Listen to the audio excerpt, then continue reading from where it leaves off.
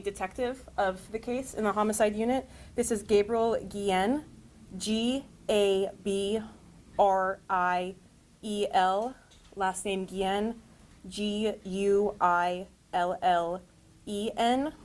Standing next to him is the secondary detective of this case, also within the homicide department. This is Christopher Anderson, C-H-R-I-S-T-O-P-H-E-R,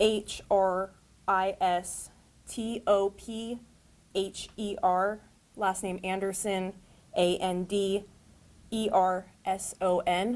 And on the furthest over here, this is the sergeant of the homicide department. This is Nathan Sexton, N-A-T-H-A-N, last name Sexton, S-E-X-T-O-N. And we do have a press release with all this information also that should be coming your way as well to all your inboxes. But I think we should be good to get things going. All right, thank you guys for coming out this afternoon. I'm going to speak on my case first. On June 22nd, 2024, at approximately 4:06 p.m., Austin Police Department officers responded to the call of a deceased person at 2606 Metcalf Road. The caller had stated they seen what appeared to be a deceased person at this location. Officers arrived and located an obviously deceased female in an abandoned house. This female was later identified as Alisa Braa. She was pronounced deceased at 4:34 p.m. by Dr. Escott. Homicide detectives and crime scene specialists responded to process and interview witnesses. The investigation is still ongoing, but Rivera was murdered at this location by an unknown suspect, and her body was left at this residence.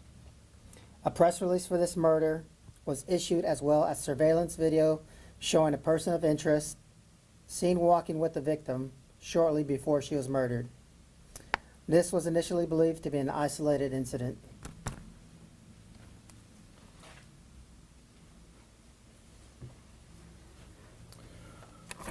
On August 7, 2024, there was a DNA link found between this case and April 14, 2018, unsolved murder of Alba, Janice, Avila that is being investigated by the Bastrop County Sheriff's Office. The Austin Police Department has been in contact with the Bastrop County Sheriff's Office and discovered that on April 14, 2018, at approximately 7:30 a.m., the body of Alba Janice Avila was discovered by a passing motorist. Alba was found in her silver sedan parked in the 300 block of Old San Antonio Road, Bastrop County, Texas. Avila had been strangled, and it was ruled to be a homicide. Avila was 28 years old. It was found that Avila had been at Club Caribe on Felter Lane in Austin, Texas, the night she was murdered. This was just over 3 miles away from this 2024 murder.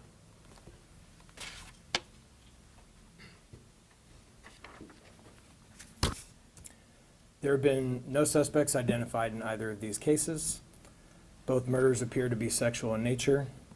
There's no known link between either victim. Both scenes have a similar MO. Currently, the Bastrop County Sheriff's Office has been working with the Texas Rangers to explore genealogy.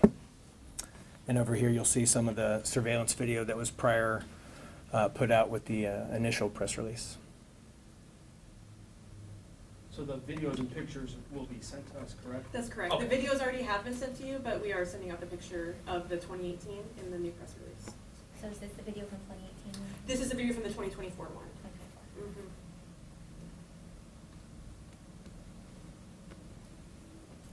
So this subject was seen walking with our victim within 24 hours of her death. And we're currently calling him a person of interest.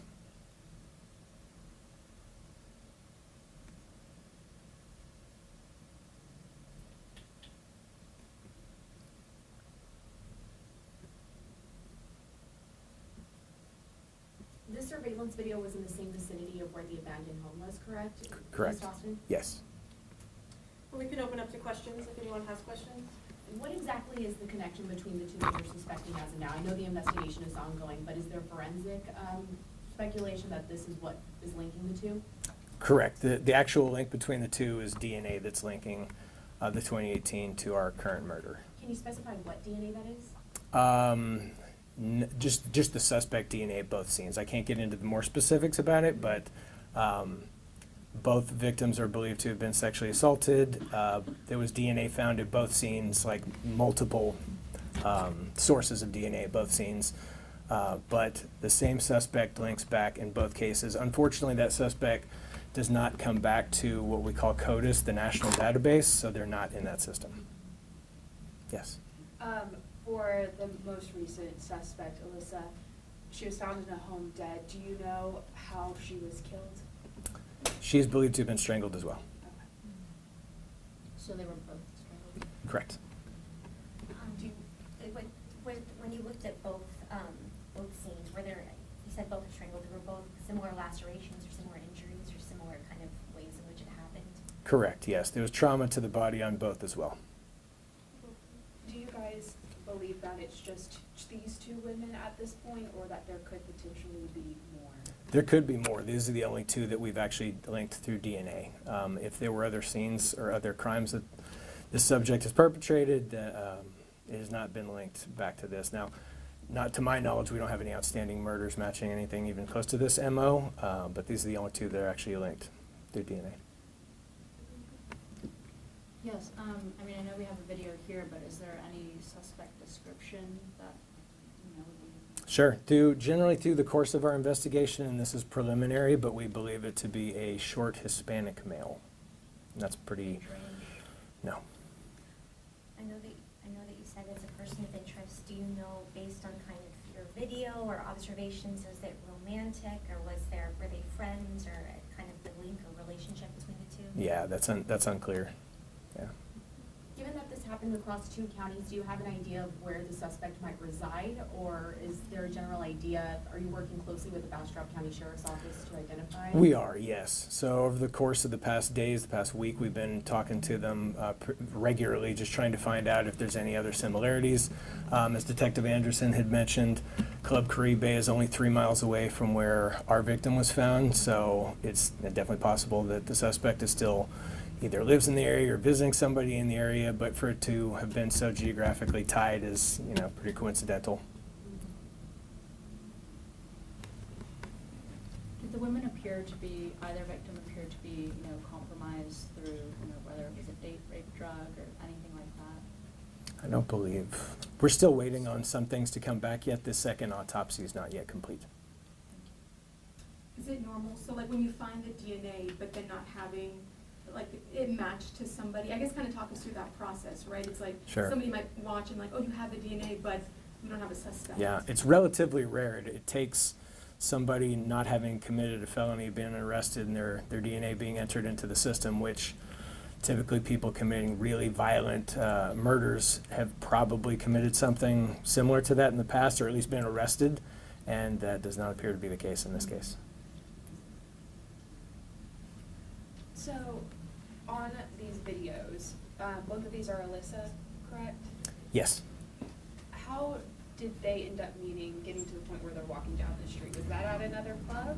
That's a good question. We don't know where they met either. They could have known each other for some period of time. They could have met just that day, so that's still being explored and investigated. What's your hope with sharing this information?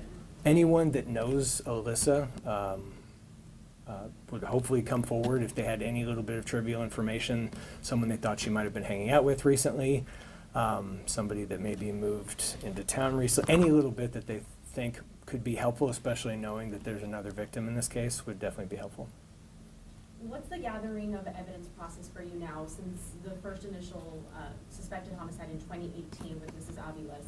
Are you interviewing some of her friends and family as well? Are you going through cell phone records? What else in addition to DNA gathering are y'all, along with the Bastrop County Sheriff's Office, doing to find a suspect? Sure. So we're comparing a lot of the evidence that we have with their case. So they went back and they tried to capture, whatever cell records that they could, any sort of electronic evidence, physical evidence.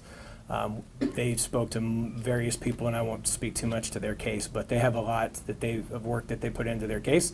So we're trying to compare notes and see if there's anyone that may come up in both cases, or that may have lived here. So it's going to take quite a bit of research and coming through the data. Can you stress the urgency and importance of anyone who knows any information coming forward and not holding back? Yeah, absolutely. Yeah, anyone that knew either of these victims, by all means, anything that you may have seen, we don't know if the suspect frequents clubs. We have no idea. We know that there was a tie to it in the first murder, but in the second one, there's no evidence of that. So anybody with any information, even if it seemed trivial, if they knew either of these victims, but we asked them to call our homicide tip line. Anything else? Awesome. Thank you so much, y'all. We appreciate it.